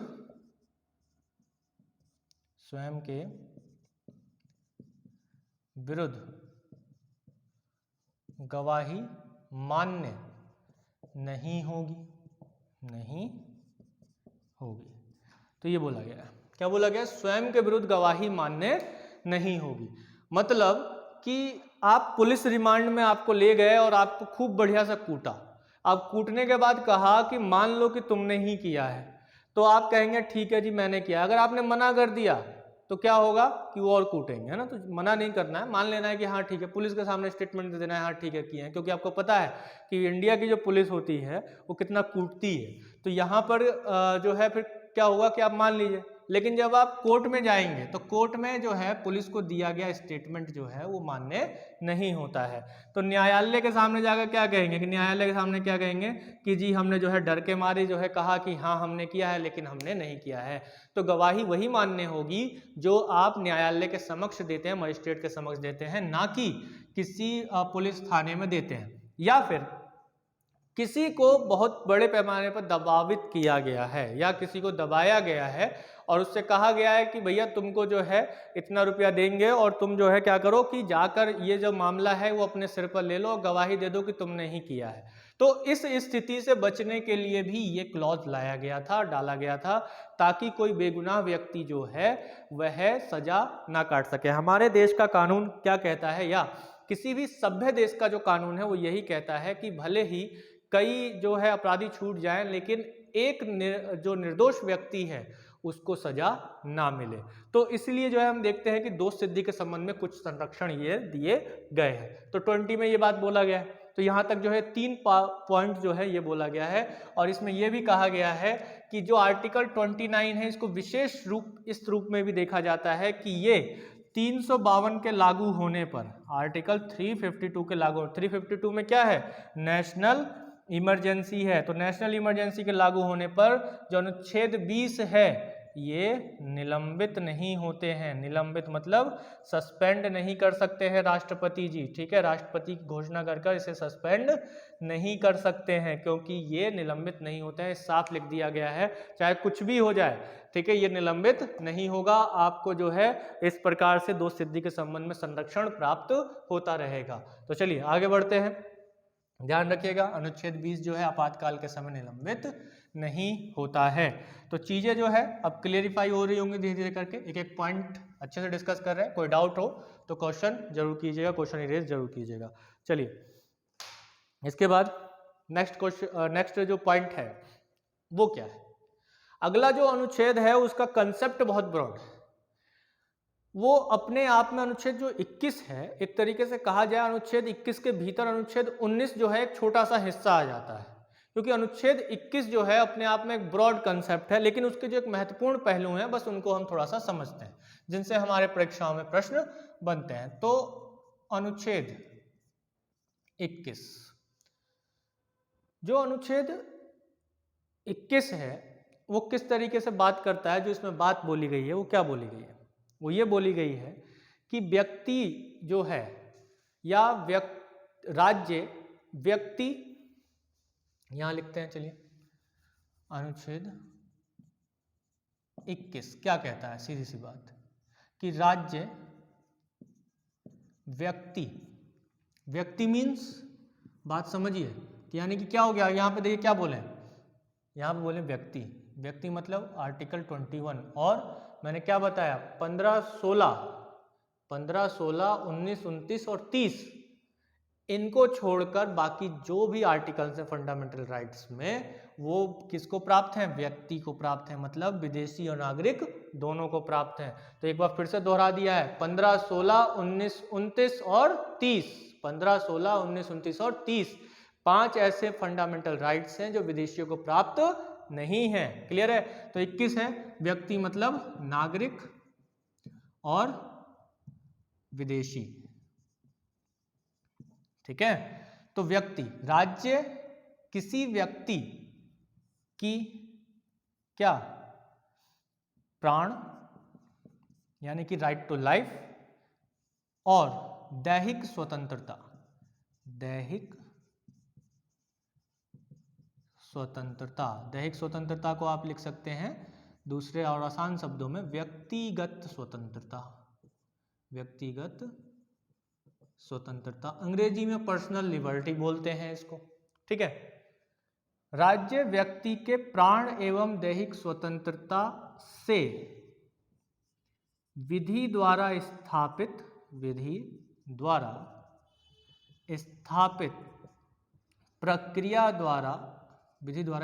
प्रक्रिया से क्या कर सकती है भैया, वंचित कर सकती है। तो हम इसमें क्या देखते हैं कि विधि द्वारा स्थापित प्रक्रिया से राज्य क्या कर सकती है, किसी भी व्यक्ति के प्राण राइट टू लाइफ या जो पर्सनल लिबर्टी है, व्यक्तिगत स्वतंत्रता है, उससे वंचित कर सकती है। किसके द्वारा, विधि द्वारा स्थापित प्रक्रिया से। वंचित मतलब अगर हम प्राण की बात करें तो प्राण से वंचित करना मतलब क्या होगा, सीधी सी बात है, मृत्यु देना होगा कि नहीं होगा, मृत्यु देना होगा। तो अब यहां पर जब मृत्यु की बात आ रही है तो मृत्यु कैसे देगी और क्यों देगी राज्य किसी को, राज्य मतलब जो सरकार है या सुप्रीम कोर्ट है या कोई भी है। तो एक तरीका क्या हो सकता है, एक तरीका हो सकता है जिसे हम कहते हैं मृत्युदंड, क्लियर है। और एक तरीका क्या हो सकता है, एक तरीका हो सकता है जो इच्छा मृत्यु की मांग करते हैं, एथुनेसिया। तो अभी जो भारत में है, आपने अरुणा सानवाज का या अरुणा एक जो नर्स थी उनका एक केस आपने सुना होगा, उसमें उनको जो है पैसिव एथुनेसिया दिया गया था। हमारे यहाँ जो है निष्क्रिय क्या है, इच्छा मृत्यु है। इच्छा मृत्यु मतलब कि जब व्यक्ति इस कंडीशन में है कि वह अब कुछ नहीं कर सकता है, यानी केवल जो लाइफ सपोर्टिंग मशीन है ना, वेंटिलेटर पर पड़ा हुआ है, जो मशीनें हैं उनके द्वारा ही जी रहा है।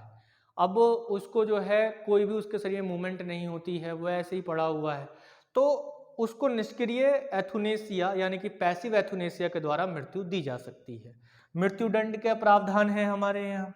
तो देखा होगा आपने अभी हाल ही में कि हमारे देश के इतिहास में पहली बार हुआ कि एक साथ 4 लोगों को हैंग किया गया, यानी कि मृत्युदंड की सजा दी गई। आप लोग मेरा इशारा समझ गए होंगे, निर्भया केस की बात कर रहा हूं मैं। तो यहाँ पर जो है मृत्युदंड के माध्यम से प्राण, यानी कि अब जो मृत्यु भी देना है यानी प्राण से भी वंचित करना है, तो किसके द्वारा? एक विधि द्वारा जो स्थापित प्रक्रिया होगी, प्रोसेस एस्टैब्लिश बाय लॉ, यानी कि जो एक कानून में लिखा हुआ कंसेप्ट है उसके द्वारा जो स्थापित प्रक्रिया है, उससे एक प्रोसेस फॉलो करना पड़ेगा, एक प्रक्रिया को फॉलो करना पड़ेगा, और उस प्रक्रिया को फॉलो करते हुए ही आप जो है किसी व्यक्ति के प्राणों से उसे वंचित कर सकते हैं या उसकी दैहिक स्वतंत्रता से उसको वंचित कर सकते हैं। ठीक है, दैहिक स्वतंत्रता को अगर हम देखें या व्यक्तिगत स्वतंत्रता से अगर वंचित करना हो तो क्या, मान लो कि उसे किसी व्यक्ति को, सबसे सामान्य बात कि किसी व्यक्ति को जेल में डाल दिया,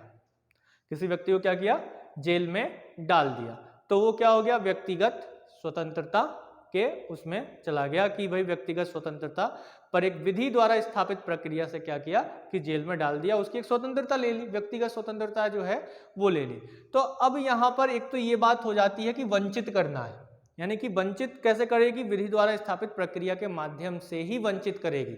लेकिन इसका मतलब ये नहीं है कि जो कानून बन गया या जो विधि संसद ने बना दिया वो सर्वोच्च हो गया, वो कुछ भी हो, ऐसा नहीं है, ऐसा जरूरी नहीं है। तो यहाँ पर एक केस थोड़ा सा डिस्कस कर लेते हैं तो और अच्छे से समझ में आ जाएगा, फिर उसके बाद हम बता देंगे कि इसमें और क्या चीजें हैं। तो यहाँ पर एक तो विधि द्वारा स्थापित प्रक्रिया, और एक केस हुआ मेनका गांधी मामला, है ना, Maneka Gandhi versus Union of India.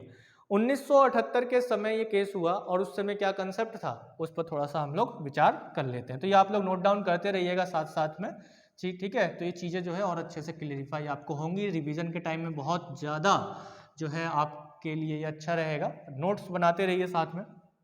देखिए क्या हुआ, मेनका गांधी का जो मामला है, मेनका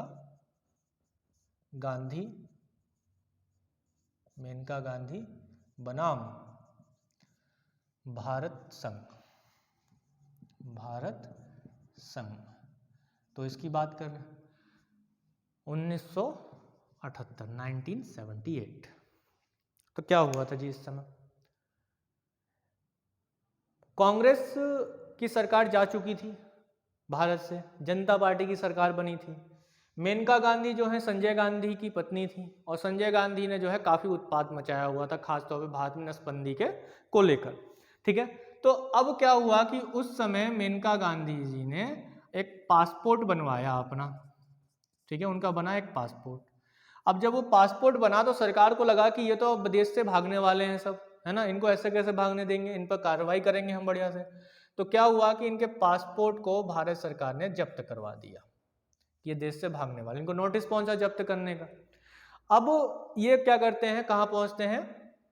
सुप्रीम कोर्ट पहुंचते हैं कि भाई जो जीवन है, जीवन का अर्थ केवल ये नहीं है, जो आर्टिकल 21 में बोला गया है प्राण की आपको केवल जीवन जीने का पूरा अधिकार है। जीवन को जीने का अर्थ केवल जीवन जीना ही नहीं है, बल्कि जीवन को गरिमामय पूर्ण से जीना है।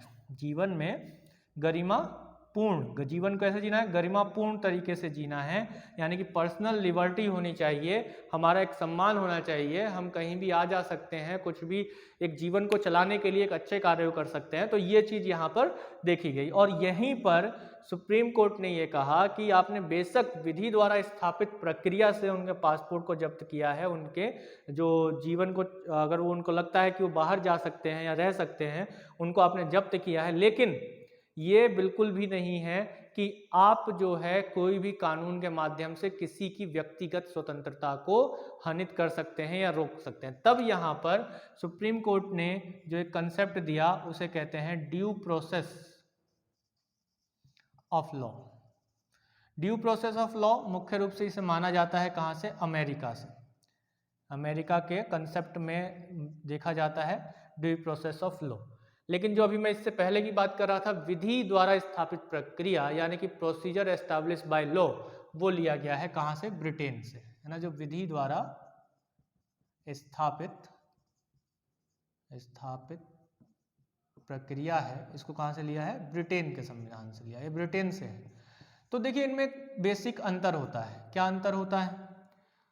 जो ड्यू प्रोसेस ऑफ लॉ है, इसमें जो सर्वोच्चता है अमेरिका में किसकी है? उच्चतम न्यायालय की, यानी कि जो न्यायपालिका है, न्यायपालिका वह सर्वोच्च माना गया है। अब विधि द्वारा स्थापित प्रक्रिया में क्या किया गया है? इसमें किया गया है कि जो संसद है ना, वह सर्वोच्च है, यानी कि वो जो कानून बना दे वो सर्वोच्च है। देखिए ब्रिटेन के संसद के बारे में ये कहा जाता है, ये धारणा रखी जाती है, माना जाता है कि ब्रिटेन की संसद बस स्त्री को पुरुष, पुरुष को स्त्री नहीं बना सकती है, नहीं तो उसके अलावा वो सभी काम कर सकती है, इतनी उसके पास पावर है वहाँ की संसद के पास। इसीलिए वहाँ पे संसद को सर्वोच्च माना गया है, और वो उसने जो कानून बना दिया उसको कोई रिव्यू नहीं कर सकता है, उसको कोई देख नहीं सकता। लेकिन अमेरिका में क्या कहा गया कि अमेरिका में ये कहा गया कि भाई ड्यू प्रोसेस ऑफ लॉ है, यानी कि न्यायपालिका सर्वोच्च है, और अगर कोई संसद ने कानून बनाया है तो उसका जो है क्या करना जरूरी है? रिव्यू करना जरूरी है। और उसके किस आधार पर? कि वह प्राकृतिक कानून के आधार पर, है ना, प्राकृतिक जो कानून है, जो लॉ है, उसके आधार पर। अब यहाँ पे मान लीजिए कि अगर ये वाला जो कानून है स्पष्ट रूप से सीधे लागू होता तो क्या होता? देखिए अभी जो हमारे यहाँ इस केस में सुप्रीम कोर्ट ने जो बोला वो ये बोला कि ड्यू प्रोसेस ऑफ लॉ के अंडर जो है ये आता है प्रोसीजर एस्टैब्लिश बाय लॉ, यानी कि ड्यू प्रोसेस ऑफ लॉ बड़ा है, उसके अधीन जो है प्रोसीजर एस्टैब्लिश बाय लॉ आएगा, क्योंकि ये भी जरूरी है और ये भी जरूरी है। लेकिन हमारे यहाँ संसद की सर्वोच्चता नहीं है। ऐसा नहीं है कि संसद ने जो बना दिया, जो कानून बना दिया वह लागू होगा, चाहे वो मनमाना हो या तर्कसंगत हो। तो उसको वो तर्कसंगत है या नहीं वो हम चेक करेंगे ड्यू प्रोसेस बाय लॉ से, कि क्या वह प्राकृतिक लॉ के आधार पर है। मान लिया कि इसने एक कानून बना दिया कि इस वर्ग के सभी लोगों को गिरफ्तार करके जेल में डाल दो, तो इसका मतलब ये थोड़ी है कि उनसे बिना उनकी सुनवाई के, उनका पक्ष जाने वगैरह आपने जेल में डाल दिया। अगर ये हो केवल तो उस वर्ग के लोग सभी जेल में डाल दिए गए। लेकिन ड्यू प्रोसेस ऑफ लॉ क्या कहता है? यहाँ पे हमारी न्यायपालिका ने कहा कि एक प्राकृतिक लॉ होना चाहिए, जो नेचुरल लॉ है। नेचुरल लॉ क्या कहता है? कि दोनों पक्षों की बातों को सुने, उसके बाद निर्णय दें। तो यहाँ पर ये चीज, तो दो शब्द है, ड्यू प्रोसेस ऑफ लॉ। अब जो प्रोसीजर एस्टैब्लिश बाय लॉ है, ये तो पहले से ही हमारे आर्टिकल 21 में था ही, लेकिन सुप्रीम कोर्ट ने इस जजमेंट में इस चीज को और बताया कि ड्यू प्रोसेस ऑफ लॉ के अंडर ही आता है, क्योंकि हमारे संविधान में ये पहले से ही निहित है, लेकिन हमें दिखाई नहीं दे रहा है। कहाँ निहित है? मैंने आपको आर्टिकल 13 समझाया था, आर्टिकल 13 बताया था कि अनुच्छेद 13 में क्या बताया गया है कि अगर कोई कानून क्या हो, मूल अधिकारों के असंगत हो, तो वह शून्य घोषित किया जा सकता है। एक बार अगर आपने आर्टिकल 13 को नहीं देखा है तो इसलिए मैंने आप लोगों को बोला कि जो अनुच्छेद 12 से 13 तक का जो कंसेप्ट मैंने आप लोगों को समझाया है वो महत्वपूर्ण है, उसे आप लोग जरूर देखिएगा। चलिए तो अगला कंसेप्ट लेते हैं कि क्या है अब इसमें, कि ये आपको समझ में आ गया। और अनुच्छेद 21 जो है वो क्या कहता है? सरकार के ऊपर एक बर्डन है, या एक तरीके से बात को रखता है। किस बात को रखता है? कि जो चीज़ें हैं, यानी कि जैसे एनवायरनमेंट है, एनवायरनमेंट का संरक्षण जरूरी है, यानी कि प्राणों का अधिकार है। क्या बोला गया है?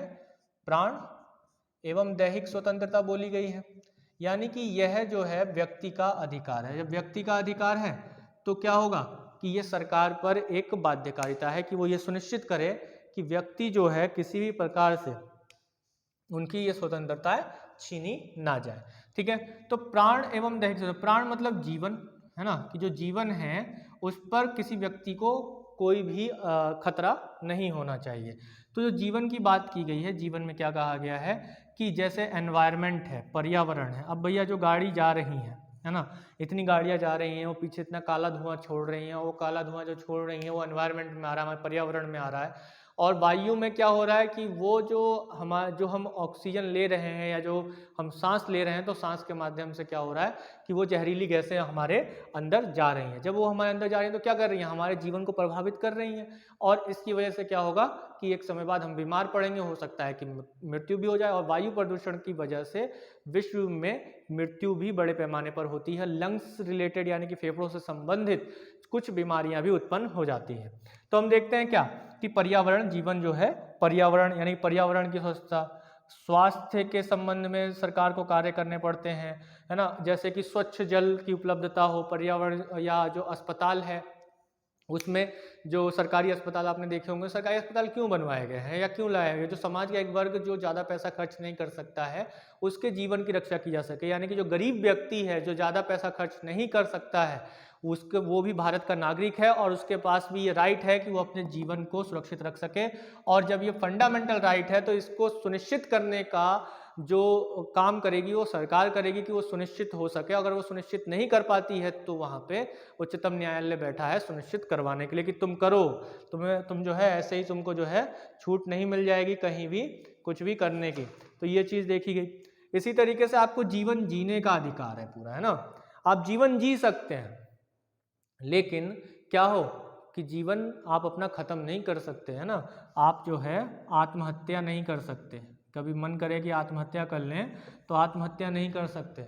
अगर आप आत्महत्या करने का प्रयास करते हैं और बच गए तो भैया जो पुलिस जो है आपको कूटेगी बहुत, है ना। ये कहेगी क्यों आत्महत्या कर रहे थे, ऐसा जो है किसमें बोला गया है, आईपीसी, यानी कि कूटेगी मतलब समझ लीजिएगा, थोड़ा फनी वे है।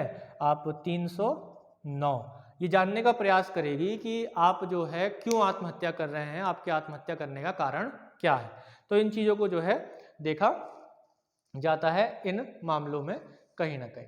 चलिए, तो इस चीज़ को हम देखते हैं। तो अब यहाँ पे देखते हैं कि जीवन को बचाने के लिए, कुल मिला के कहा जाए कि जीवन से संबंधित जो भी गतिविधियाँ हैं, स्वच्छ वायु, स्वच्छ जल, एक तरीके से कहा जाए तो अच्छी स्वास्थ्य सेवा, शिक्षा व्यवस्था, या जो दूसरी ऐसी चीज़ें जो जीवन के लिए बहुत ज़्यादा ज़रूरी है, वो सरकार को देना ही पड़ेगा। क्योंकि अगर व्यक्ति का जीवन बचेगा तो ही उसका फंडामेंटल राइट ये बचेगा। और इस फंडामेंटल राइट को बचाने का या सुरक्षित रखने का जो काम दिया गया वो किसे, राज्य को दिया गया है। इसलिए राज्य जो है जीवन से संबंधित जो भी चीज़ें हैं वो इसमें देती हैं। इसके अलावा जो दैहिक स्वतंत्रता है या व्यक्तिगत जो गरिमा है, उसमें भी बहुत सारी चीज़ें आ जाती हैं। जैसे कि एक काफ़ी महत्वपूर्ण पक्ष है निजता का अधिकार, निजता का अधिकार, ठीक है, राइट टू प्राइवेसी।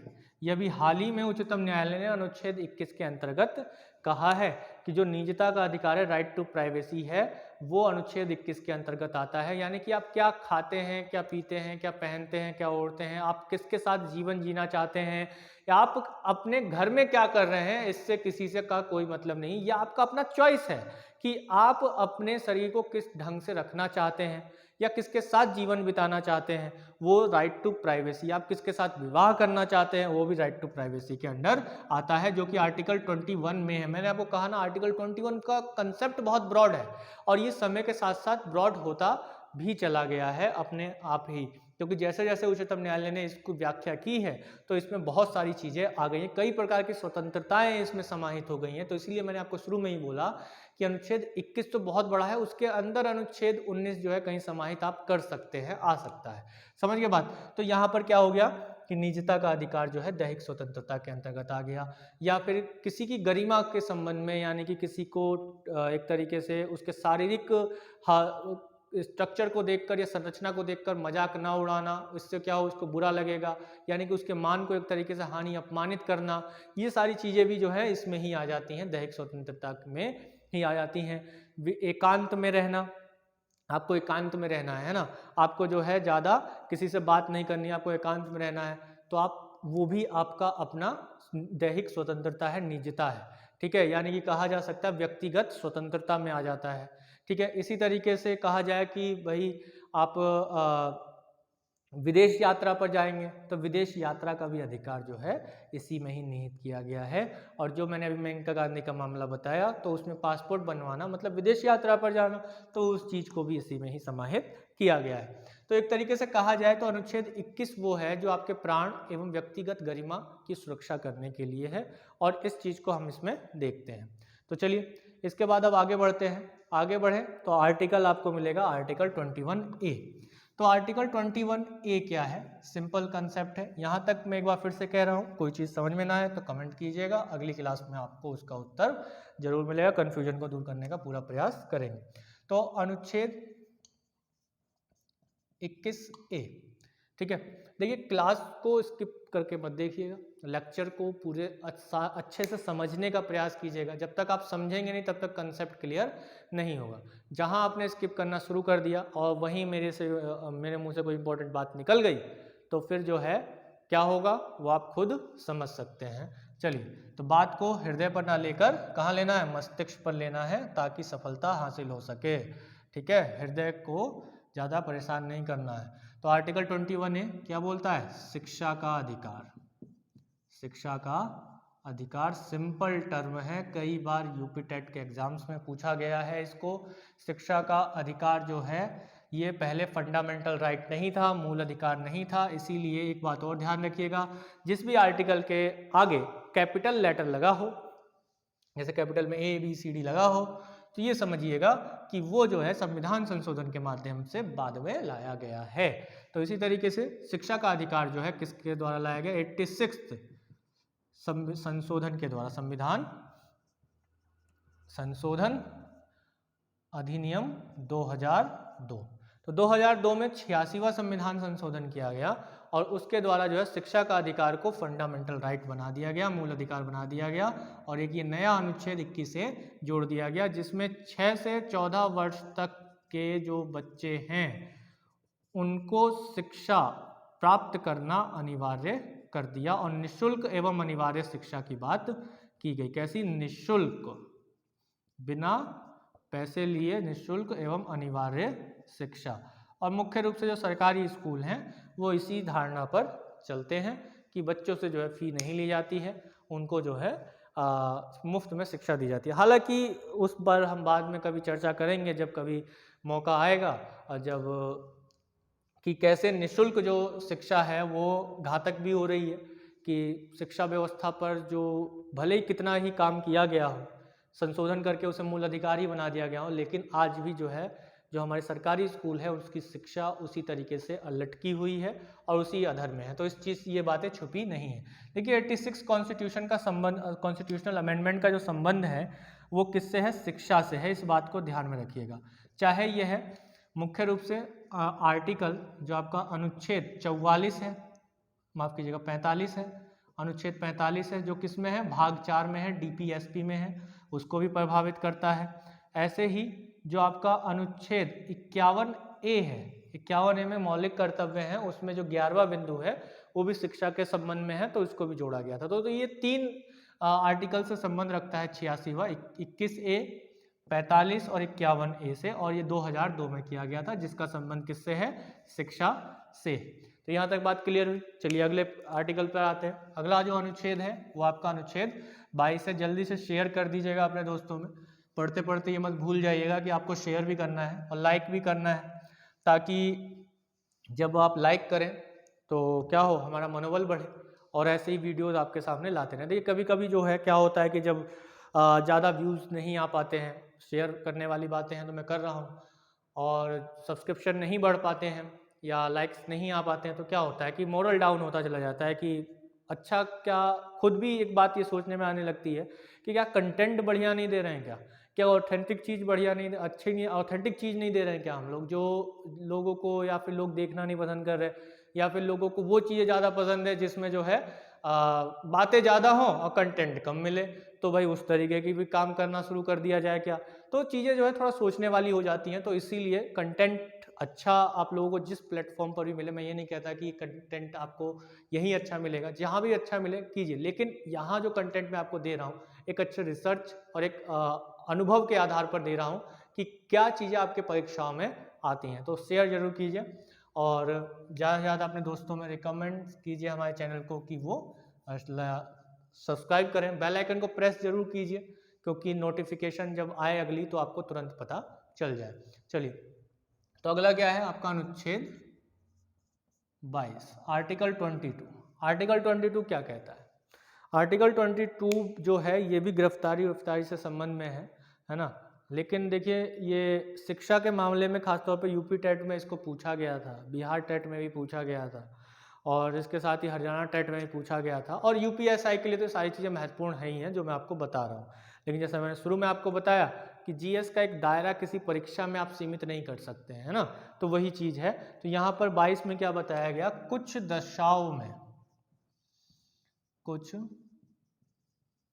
दशाओं में गिरफ्तारी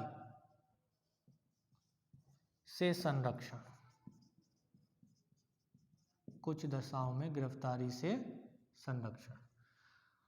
तो इसमें जो बात बोली गई है इसमें भी 3 बातों को समझाया गया है। क्या क्या? कि अगर आपको गिरफ्तार करने आई है पुलिस, है ना, तो आपको यह अधिकार है कि आप ये जानें कि आप गिरफ्तार क्यों हो रहे हैं, है ना। तो पहला, गिरफ्तारी का कारण आपको पता होना चाहिए कि गिरफ्तारी का कारण क्या है। ठीक है, आप क्यों गिरफ्तार हो रहे हैं। हालांकि वो बात दूसरी होती है कि पुलिस वाला आता है और जब लेके जाता है, आप पूछते हैं क्यों गिरफ्तार कर रहा है, तो 2 लगाता है, कहता है कि चलो थाने में ही बताएंगे कि बेटा तुमको क्यों गिरफ्तार करना है ना। तो हालांकि वो बात दूसरी होती है, लेकिन गिरफ्तारी का कारण जानने का जो है आपका पूरा फंडामेंटल राइट है कि आप क्यों गिरफ्तार हो रहे हैं, आपको वो जानने का पूरा राइट बनता है। इसके बाद गिरफ्तार हो गए, और जब गिरफ्तार हो गए तो आपको जो है एक ऐसे वकील की जरूरत पड़ेगी जो आपको अच्छा सलाह दे सके।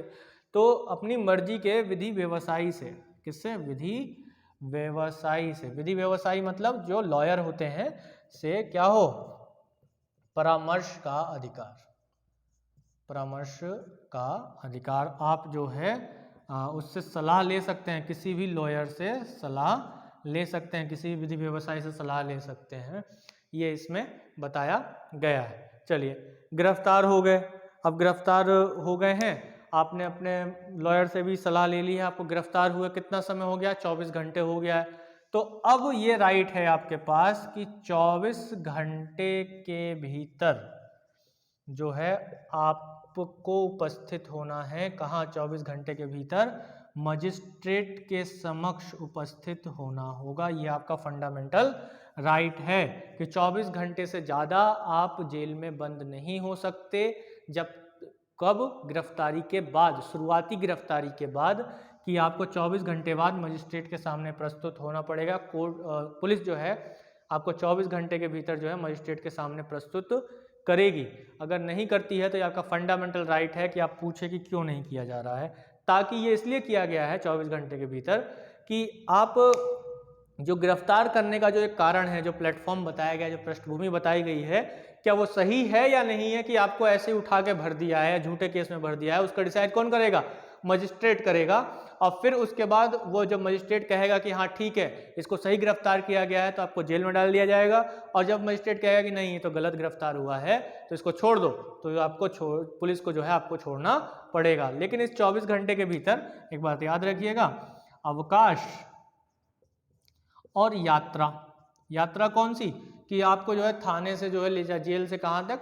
कोर्ट तक ले जाया जा रहा है। तो उस बीच जो यात्रा है, ट्रैफिक हो गया, सड़क टूट गई, किसी वजह से आप नहीं पहुंच पा रहे हैं, ऐसे लेट हो गया पहुंचने में, तो उस टाइम को 24 घंटे के भीतर ऐड नहीं किया जाएगा। या बीच में क्या हुआ?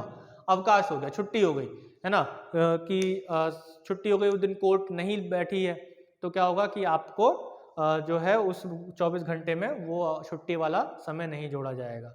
क्लियर है यहाँ तक? तो अनुच्छेद 22 में हम ये चीज देखते हैं। कुछ अनुच्छेद 22 में ये चीजें होती हैं, कुछ बातों को ये बताया गया है। एक निवारक निरोध होता है और एक होता है दंडात्मक निरोध। निवारक निरोध ये होता है कि कोई व्यक्ति ऐसा हो जिस पर शक हो कि ये व्यक्ति जो है अभी अपराध करने वाला है, तो उसको गिरफ्तार कर लिया जाता है इस बिना पर कि उस शक के आधार पर। नजरबंदी वाला कंसेप्ट होता है इसी में ही, कि उसे नजरबंद कर देना।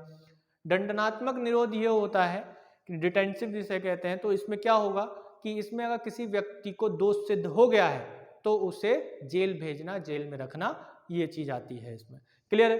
तो आर्टिकल 22 में ये कंसेप्ट बताया गया। तो हमने आज देखा आर्टिकल 19 से 22, अनुच्छेद 19 से 22 तक। तो मैं आशा करता हूं कि आपको कंसेप्ट्स जो हैं ये सारे अच्छे से क्लियर हुए होंगे और बड़े ही आराम से एंजॉय किया होगा आपने क्लास को, पूरी क्लास को अच्छे से पढ़ा होगा। तो इस वीडियो को अंत तक देखने के लिए बहुत बहुत धन्यवाद। दोस्तों के साथ लाइक और शेयर जरूर कीजिए, सब्सक्राइब कीजिए, जिन्होंने जो पहली बार देख रहे हैं बेल आइकन को प्रेस करना ना भूलें। मिलते हैं अगले क्लास में अगले टॉपिक के साथ और महत्वपूर्ण टॉपिक्स के साथ। इसके यहाँ तक समझने के लिए और बने रहने के लिए हमारे साथ बहुत बहुत धन्यवाद।